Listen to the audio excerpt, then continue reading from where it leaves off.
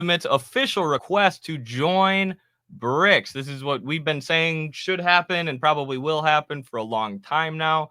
Great to see Cuba forging stronger ties with China in the multipolar world. According to TASS, Cuba has formally requested to join BRICS as a partner country in a letter addressed to Russian President Vladimir Putin. They addressed it straight to Putin. Very interesting. The request, submitted by Carlos Pereira, Director General of Cuba's Foreign Ministry General Division of Bilateral Affairs, emphasizes BRICS' role as a key player in global politics and a beacon of hope for the global South. Russian ambassador to Cuba, Victor Coronelli, confirmed the application and stated that Cuba's leader, Miguel Diaz-Canel, has been invited to BRICS plus outreach meeting at the upcoming summit in Kazan. Cuba had submitted an official request to join BRICS as a partner country in a letter to Russian President Vladimir Putin.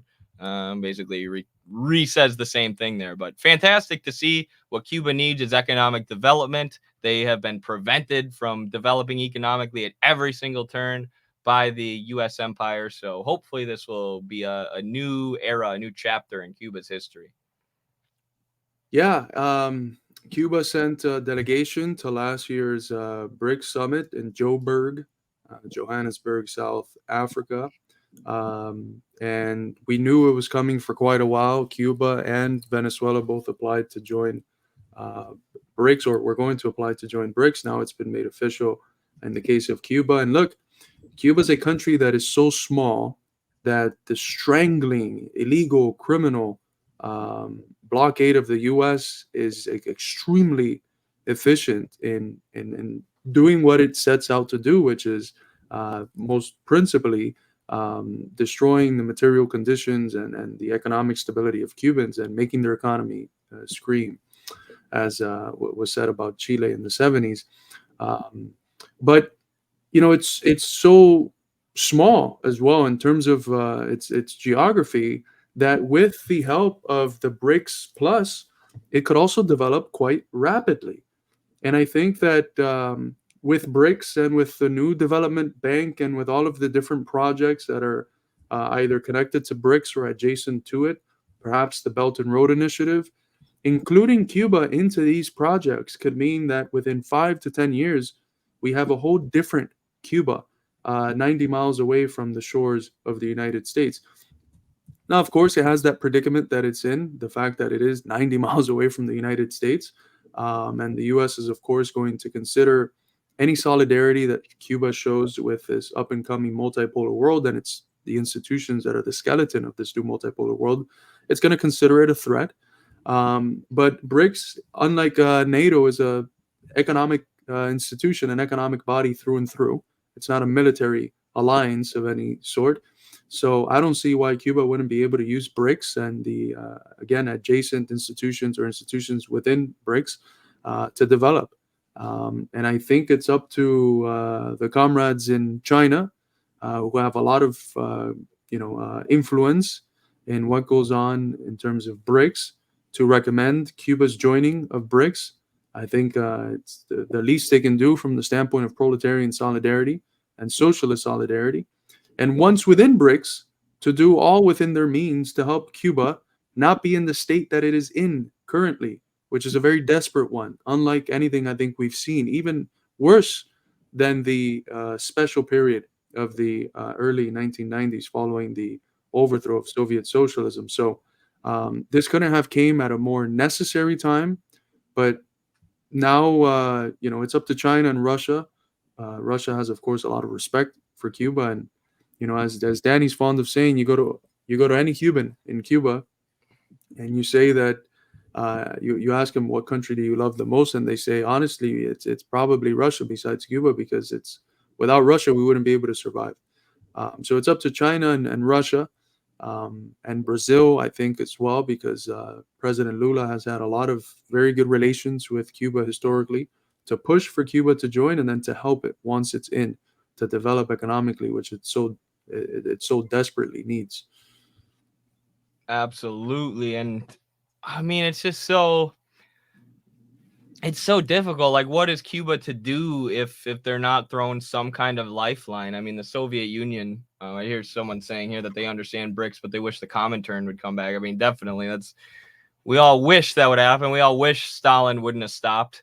A And it would thousand have gone percent. all the way through West Europe. And we can look back and say, this should have happened and that should have happened, but it is what it is. We got to do what we got to do going forward. And when, as Carlos said, during the special period, when the Soviet Union was gone and no longer there to buy Cuba's sugar, it was a really destitute time economically for them. And even since, it's been really hard for them to develop. And I mean, if you think about it, it's so much different on an island. Like even the DPRK, they're also being strangled by sanctions, but at least they have China there, that borders them, that they can use as a trade partner. Cuba's completely isolated and And right Russia. under the no what And Russia. and Russia, right? And Cuba's completely isolated and right under the nose of the U.S. empire, which is why the U.S. has put so much effort into destroying them. And it's truly incredible and heroic, if you think about it. All of the unique difficulties that Cuba has, even compared to other socialist projects. So it's fantastic to see China and BRICS, hopefully throwing them a lifeline here, and hopefully we will see the development that Cuba needs. And it'll be interesting to see how the U.S. reacts to this, because Huey G was saying earlier that he thinks maybe the U.S. is pressuring China not to allow Cuba in BRICS, and I wouldn't be surprised. The blockade. I've said this oftentimes. We think of economic sanctions as like not real warfare, right? That's economic warfare, but not real warfare. No, it's an economic siege. They surround Cuba with their military. The U.S. has a massive, massive military presence in the Caribbean, and that's how the trade sanctions are enforced. That's how the blockade's enforced, is at the barrel of a gun.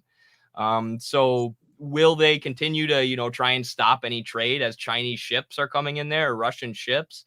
I don't know. It'll be interesting. I'm sure the U.S. won't be happy about this, is what I'm saying. Yeah, and you have those instances of straight piracy and old school blockades, and it also works in many other ways. Most of the world knows that it's, or at least was, it's rapidly changing, but still a reality dependent on American capital for its survival. And if one of a company in Switzerland or something wants to send money to Cuba, it very quickly gets frozen and bounces back. If it's in some form connected or owned by a company that is at least 10% located in the U.S. So, it's a blockade that doesn't just prevent the trade of Cuba and the U.S., but because of the U.S.'s standing as a global hegemonic power, it prevents the whole world that is engaged in active trade with the U.S. from trading with Cuba. It quite literally isolates Cuba to only being able to trade with those people who also exist outside of the sphere of influence of U.S. Imperialism. And when the Soviet Union was at its height and you had the Comintern, it was able to flourish because a significant portion of humanity was outside of that sphere of influence. But because of the unique characteristics of China's development, that hasn't necessarily been the reality with China's growth. It hasn't meant more aid for Cuba. So, I mean, hopefully now that it's become evident that uh, American imperialism is decaying and the whole world is dependent on China as the new epicenter of the world economy, hopefully now China feels like it has more freedom to break some of these draconian blockade policies and actually trade with Cuba. Although, I wouldn't hold my breath.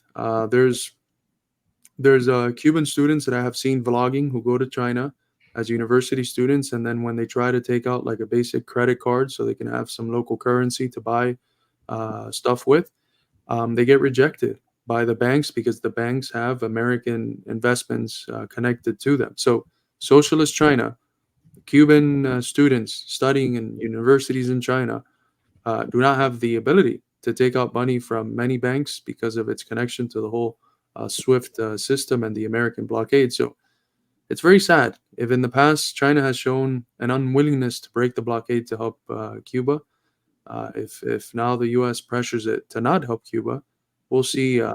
We'll see what turns out. They should respond by nuking Colombia. Just go all out. The Israel of Latin America. Colombia's Just now kidding. semi based with Petro. Super pro Yes. Palestine, said some absolutely ridiculous uh, low IQ shit about Venezuela, but it is what it is. For Colombia, I guess is a step forward. Yeah, it's better than nothing. Gee, what the F? Nuking Colombia? I'm just kidding. I just was saying China, if China were to go the exact opposite direction of where they've been going with their foreign policy currently, which is we're going to help you develop, but we're not going to get directly involved in your politics, help socialism. That